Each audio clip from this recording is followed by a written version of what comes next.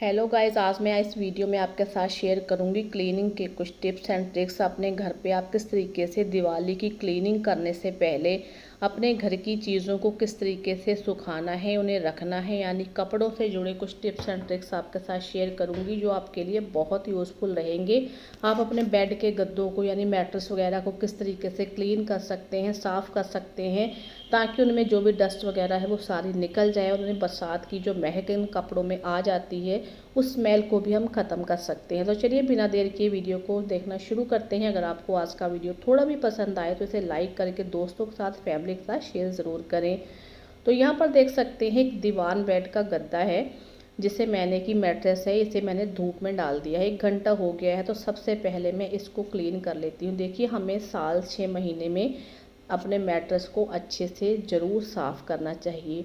अगर आप इन्हें धूप में नहीं डाल सकते, जैसे कि जिनके घर में धूप नहीं आती, तो आप थोड़ा सा बेकिंग सोडा का इस पर इस तरीके से स्प्रिंकल कर दें। छन्नी में डाल के अगर उस पर आप स्प्रिंकल कर देंगे तो आधे घंटे के लिए छोड़ दें। उसके बाद आप इसको झाड़ दें। इस तरीके से भी आपका जो मैट्रेस है बिना धूप के अच्छे से क्लीन हो जाएगा।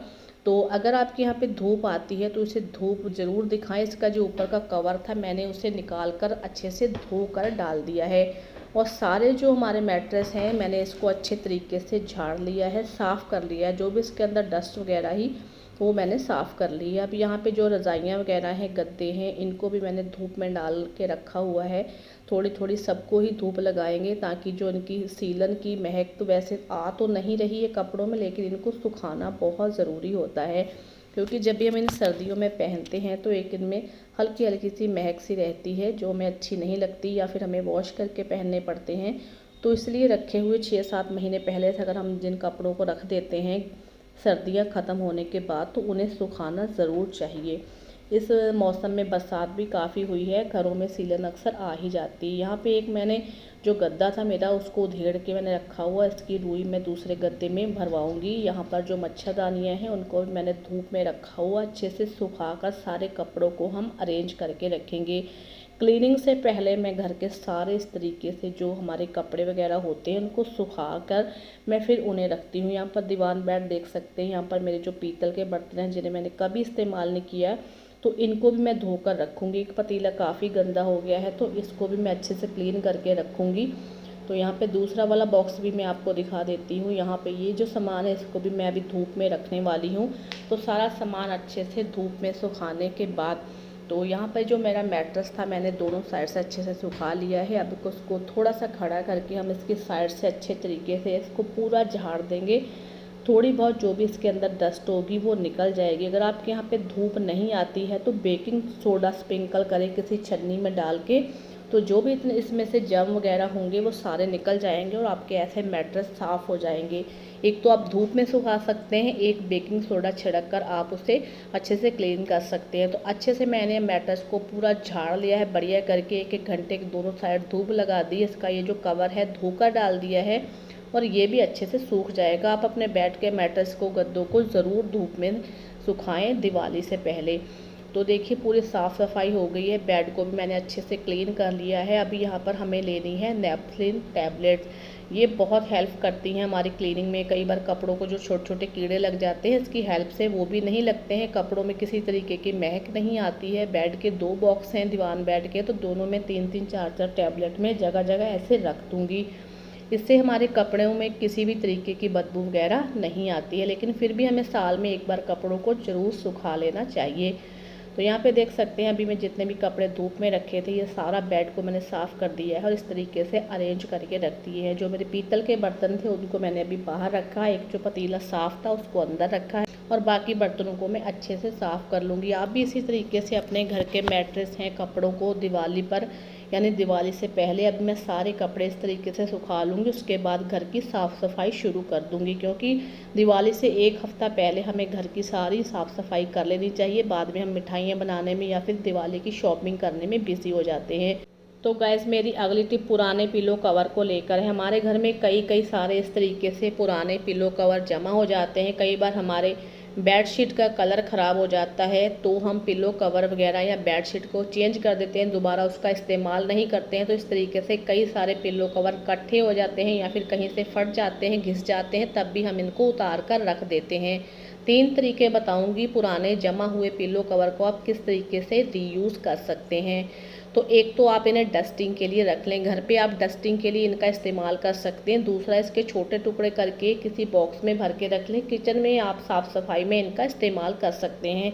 तो इस तरीके से पुराने कॉटन के जो पिलो कवर होते हैं उनको आप रीयूज़ कर सकते हैं। सीलिंग फ़ैन की पंखुड़ियों को साफ़ करने के लिए इसका इस्तेमाल कर सकते हैं। पिलो कवर के अंदर पंखुड़ी को डालें और अच्छे से रगड़ कर साफ़ कर दें। नॉर्मल तरीके से पंखुड़ियों को साफ़ करते हैं तो नीचे का हमें सामान हटाना पड़ता है, क्योंकि ऊपर से धूल मिट्टी डस्ट वगैरह गिरती है। अगर आप पिलो कवर से साफ़ करेंगे तो बिल्कुल भी नीचे से सामान नहीं हटाना पड़ेगा और ना ही आपका घर गंदा होगा। उसके बाद पिलो कवर निकाल के उनको साफ़ कर सकते हैं। तीसरा तरीका आपको यहाँ पे मैं बताने वाली हूँ कि आप इन्हें किचन में कैसे इस्तेमाल कर सकते हैं। आपको पिलो कवर की साइज़ की एक बड़ी सी पॉलीथीन लेनी है या फिर आप प्लास्टिक की शीट भी ले सकते हैं जिस पर हम अक्सर पापड़ वगैरह सुखाते हैं।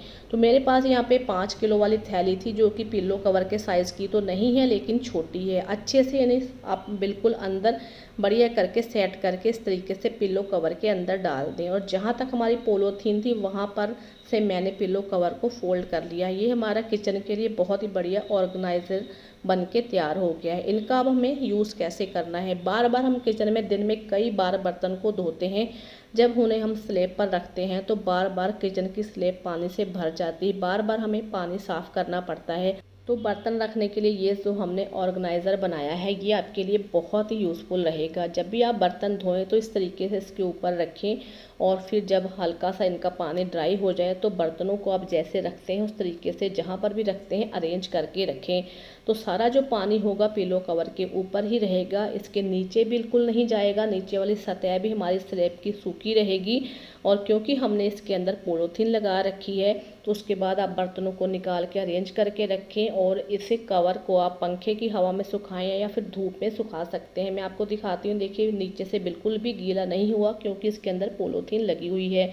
स्लैब भी हमारी सूखी हुई है। तो इस तरीके से आप पुराने पिलो कवर का अपने किचन में यूज़ कर सकते हैं। बहुत ही बढ़िया ये ऑर्गेनाइज़र बन के तैयार हो जाता है। बार बार हमें गीली स्लैब को साफ़ करना पड़ता है। तो इस तरीके से पिलो कवर की हेल्प से आप अपने किचन में कई सारे कामों में इसको ले सकते हैं। तो एक तरीका और बताती हूँ पिलो कवर का कैसे यूज़ कर सकते हैं। जैसे कि कुछ लोग रोटियां जब बनाते हैं तो नीचे अखबार बिछाते हैं ताकि आटा ना गिरे। अखबार गंदा होता है, बार बार हमारा हाथ लगता है, काफ़ी सारे जर्म्स वगैरह अखबार पर होते हैं। तो पिलो कवर को धोकर आप उसका इस्तेमाल कर सकते हैं। रोटियों को बेलने के लिए चकले के नीचे आप स्लैब पर इसको बिछा लें, जितना भी आटा गिरेगा फिर उसको आप झाड़ सकते हैं। तो इससे आपका बार बार किचन गंदा नहीं होगा। तो इस तरीके से भी इसका आप यूज़ कर सकते हैं।